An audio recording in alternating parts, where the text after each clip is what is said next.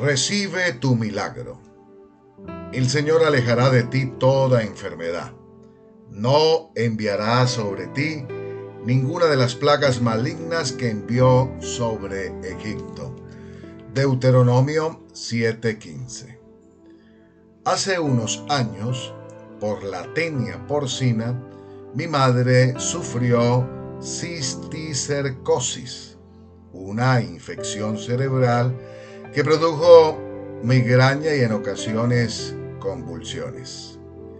La solución era realizar una cirugía complicada, con riesgo de ceguera o quedar en estado vegetativo. Mi tía, quien ya había conocido el poder sanador de Jesucristo, 3 días antes de la operación, oró a Dios por mi mamá, declarando un milagro en su cerebro. Al día siguiente, le hicieron una tomografía para entregarla al cirujano. La sorpresa fue que los cistisecos desaparecieron y el médico, asombrado, tuvo que declarar que fue un milagro. Por causa de este testimonio empecé a creer lo que dice Deuteronomio, que el Señor puede alejar de nuestra vida cualquier enfermedad siempre y cuando confiemos en su poder. He tenido la bendición de experimentar la virtud sanadora de nuestro Maestro Jesús y comprender su amor y misericordia. La palabra del Señor nos motiva a orar por los enfermos y quebrantados. Él nos promete que la oración de fe sanará al enfermo y restaurará y ayudará al que lo busca con todo su corazón. Le invito a creer que Dios puede hacer un milagro en su vida. Recuerda que Jesucristo es el mismo ayer, hoy y siempre. Mi madre, a sus 84 años, sigue honrando a Dios a través de su ministerio y cada vez que tiene la oportunidad, cuenta el milagro que Dios hizo en su cerebro. Oremos juntos. Padre bueno y eterno, te agradezco por ser mi sanador. Gracias porque tú me prometes que alejarás de mi vida toda enfermedad y también toda plaga en el nombre de Jesucristo. Se va de mi vida y se va de mi familia. Yo te exalto, Señor, porque tú eres un Dios bueno, un Dios misericordioso, un Dios poderoso, todopoderoso eres tú, Señor. Y hoy rindo mi corazón, rindo mi vida, te entrego, Señor, todo, te doy gracias por la vida, por la salud, por la familia, por la bendición de tener este tiempo delante de tu presencia, donde te honro, donde te doy gloria, donde te doy alabanza. Gracias, Señor, porque tú eres bueno y para siempre es tu misericordia. Señor bendito, tú estás de nuestro lado, tú estás dispuesto a levantarnos, a ayudarnos, pero sobre todo, Señor, en este momento, quiero pedir que la virtud sanadora fluya, Señor. Fluya para cada suscriptor del canal de YouTube Reflexión. Si está alguno enfermo que está escuchando este devocional, la virtud sanadora del Espíritu Santo fluya de manera sobrenatural y sane los cuerpos para la gloria de tu nombre. Por la llaga de Jesucristo, nosotros hemos sido curados. Padre, mira aquellos que tienen el tabique desviado, que su sistema respiratorio está siendo afectado. Glorifícate en el nombre de Jesús. Oro por los que tienen problemas en su sistema digestivo. Haz un milagro, Señor. También te pido por los que están con dificultades en su sistema óseo, su sistema nervioso. Padre, haz un milagro en todos los sistemas del cuerpo humano, Señor, de nuestras vidas, para que podamos seguir sirviéndote con salud, con fuerzas, para la gloria y honra de tu nombre. Gracias, Señor, porque tú sigues sanando, tú sigues haciendo milagros. Señor, te pido también en esta hora, si alguien va a ser intervenido quirúrgicamente, ahora yo envío en el nombre de Jesucristo una palabra de sanidad para que haya un milagro, Señor, y los médicos puedan ver que tú aún sigues obrando milagros. A ti sea la gloria, Señor, por los siglos de los siglos. Amén. Bienvenidos al canal de YouTube Reflexiones desde Sion, la ciudad de Dios, desde el corazón de Dios. Recuerde, suscríbase y active la campanita y así recibirá un recordatorio todos los días de este devocional oración y el plan de lectura de la Biblia en un año. Y hoy leeremos el Evangelio de Juan, el versículo 1 en adelante, en NTV, Nueva Traducción Viviente. Y nos dice así la palabra de Dios. Después Jesús cruzó al otro lado del mar de Galilea, conocido también como el mar de Tiberias. Una gran multitud siempre lo seguía a todas partes, porque veía las señales milagrosas que hacía cuando sanaba a los enfermos.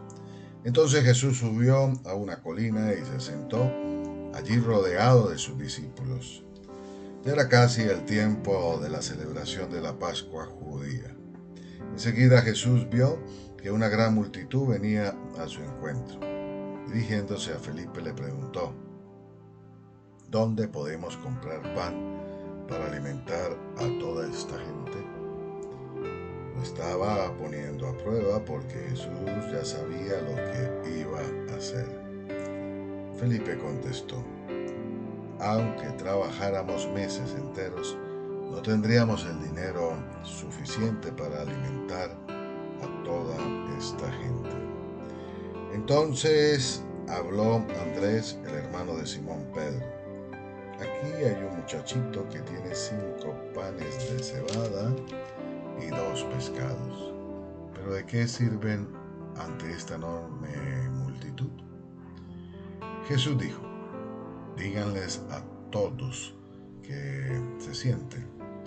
Así que todos se sentaron sobre la hierba en las laderas, solo contando a los hombres, sumaban alrededor de 5,000. Luego Jesús tomó los panes, dio gracias a Dios y los distribuyó entre la gente. Después hizo lo mismo con los pescados y todos comieron cuanto quisieron. Una vez quedaron satisfechos, Jesús les dijo a sus discípulos: ahora junten lo que sobró para que no se desperdicie nada. Entonces ellos juntaron las sobras y llenaron 12 canastos con los restos que la multitud había dejado después de comer de los 5 panes de cebada. La gente, al ver la señal milagrosa que Jesús había hecho, exclamó: no hay duda de que es el profeta que esperábamos. Cuando Jesús vio que estaban dispuestos a hacerlo, también rey, a la fuerza, se escabulló hacia las colinas él solo. Al atardecer, los discípulos de Jesús bajaron a la orilla del lago para esperarlo, pero al ver que caía la noche y que Jesús aún no había vuelto, subieron a la barca y comenzaron a cruzar el lago rumbo a Capernaum. Poco después se levantó un viento fuerte sobre ellos y el mar se agitó mucho.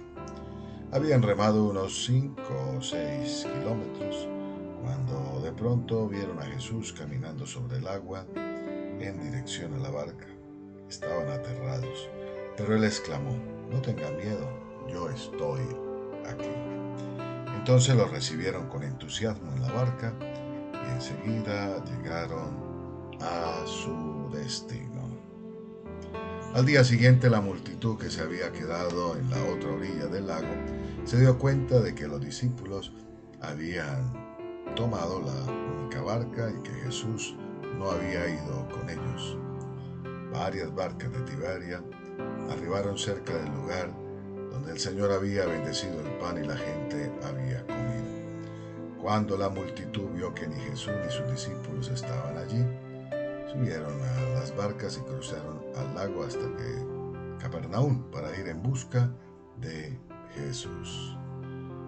Continuamos el plan de lectura de la Biblia en un año y ahora leeremos en el primer libro de Crónicas, el capítulo 22, del del versículo 2 en adelante, y nos dice así la palabra del Señor.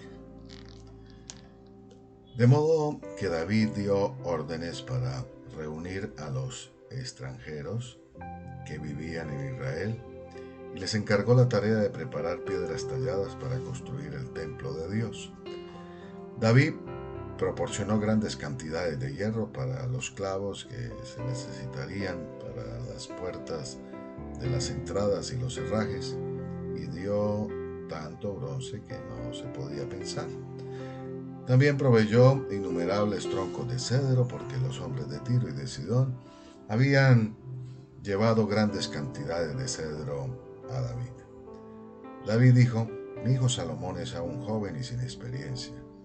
Ya que el templo que se edificará para el Señor debe ser una estructura magnífica y gloriosa y reconocida en el mundo entero. Comenzaré a hacer los preparativos desde ahora. Así que antes de morir, David reunió una enorme cantidad de materiales de construcción. Luego David mandó llamar a su hijo Salomón y le dio instrucciones para que edificara un templo para el Señor, Dios de Israel. Hijo mío, yo quería edificar un templo para honrar el nombre del Señor mi Dios, le dijo David. Pero el Señor me dijo: tú has matado a muchos hombres en las batallas que has peleado. Puesto que has derramado tanta sangre ante mis ojos, no serás tú el que edifique un templo para honrar mi nombre. Pero tendrás un hijo que será un hombre de paz. Le daré paz con sus enemigos de todas las tierras vecinas. Su nombre será Salomón, y durante su reinado yo le daré a Israel paz y tranquilidad. Es él quien edificará el templo para honrar mi nombre. Él será mi hijo y yo seré su padre. Además, afirmaré el trono de su reino sobre Israel para siempre. Ahora, hijo mío, que el Señor esté contigo y te dé éxito al seguir sus instrucciones en la edificación del templo del Señor tu Dios. Que el Señor te dé sabiduría y entendimiento para que obedezcas la ley del Señor tu Dios mientras gobiernas a Israel. Pues tendrás éxito si obedeces cuidadosamente los decretos y las ordenanzas que el Señor le dio a Israel por medio de Moisés. Sé fuerte y valiente, no tengas miedo ni te desanimes. He trabajado mucho para proveer los materiales para construir el templo del Señor. Hay 3.400 toneladas de oro, 34.000 toneladas de plata y tanto hierro y bronce que es imposible pesarlos. También he reunido madera y piedras para las paredes, aunque tal vez necesites agregar más. Cuentas con un buen número de hábiles carpinteros, canteros y artesanos de toda clase. Además, cuentas con expertos en orfebrería y platería y trabajadores de bronce y del hierro. Ahora manos a la obra y que el Señor esté contigo. Después David ordenó a todos los líderes de Israel que ayudaran a Salomón en este proyecto. El Señor su Dios está con ustedes, les declaró, y les ha dado paz con las naciones vecinas. Él me las entregó y ahora están sometidas al Señor y a su pueblo. Busquen al Señor su Dios con todo el corazón y con toda el alma. Edifiquen el santuario del Señor Dios para que puedan traer el arca del pacto del Señor y los utensilios sagrados de Dios al templo edificado para honrar el nombre del Señor. Capítulo 23. Cuando David ya era muy anciano, designó a su hijo Salomón rey de Israel. David convocó a todos los líderes de Israel, junto con los sacerdotes y los levitas. Contaron a todos los levitas de 30 años o más, y el total sumó 38,000. Entonces David dijo: de entre los levitas 24,000 supervisarán el trabajo en el templo del Señor. Otros 6,000 servirán como funcionarios y jueces. Otros 4,000 trabajarán como porteros y 4,000 alabarán al Señor con los instrumentos musicales que yo hice. Después David dividió a los levitas en grupo, nombrados por los clanes que descendían de los 3 hijos de Leví: Gerson, Coat y Merari. Los núcleos familiares de los gersonitas se identificaron por la línea de descendencia de Limni y Simei. Los hijos de Gerson, 3 de los descendientes de Limni, fueron Jehiel, el jefe de la familia, Setán y Joel. Estos fueron los jefes de familia de Limni. 3 de los descendientes de Simei fueron Selomit, Hasiel, Adán. Otros 4 descendientes de Simei fueron Had, Sisa, Jeus y Beria. Had fue el jefe de familia y Sisa le seguía. Contaron a Jeus y a Beria como una sola familia porque no tuvieron muchos hijos. Cuando 4 de los descendientes de Coat fueron Amram, Izar, Hebrón y Uziel. Los hijos de Amram fueron Aarón y Moisés. Aarón y sus descendientes fueron apartados para dedicar lo que es sumamente santo, ofrecer sacrificios en la presencia del Señor, servir al Señor y pronunciar bendiciones en su nombre para siempre. En cuanto a los hijos de Moisés, hombre de Dios, se les incluyó en la tribu de Leví. Los hijos de Moisés fueron Gerson y Eliezer. Entre los descendientes de Gerson estaba Sebuel, el jefe de familia. Eliezer solamente tuvo un hijo, Rehabías, el jefe de familia. Rehabías tuvo muchos descendientes. Entre los descendientes de Ishar estaba Selomit, el jefe de familia. Entre los descendientes de Hebrón estaba Jerías, el jefe de familia, Amarías el segundo, y Jaasiel el tercero, y Jecamán el cuarto. Entre los descendientes de Uziel estaba Micaía, el jefe de familia, e Isaías el segundo. Entre los descendientes de Merari estaba Mahli y Musi. Los hijos de Mahli fueron Eleazar y Cis. Eleazar murió sin tener hijos, solamente tuvo hijas. Sus hijas se casaron con sus primos, los hijos de Cis. Continuamos con el plan de lectura de la Biblia en un año y trabajaremos ahora el libro del profeta Zacarías, el capítulo 9, y lo leeremos en NTV, Nueva Traducción Viviente. Y nos dice así la palabra del Señor.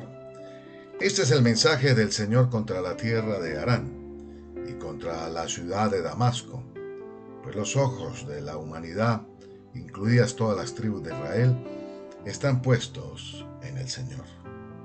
La destrucción de Hamat está asegurada, ciudad ubicada cerca de Damasco, también para las ciudades de Tiro y de Sidón, aunque sean tan astutas.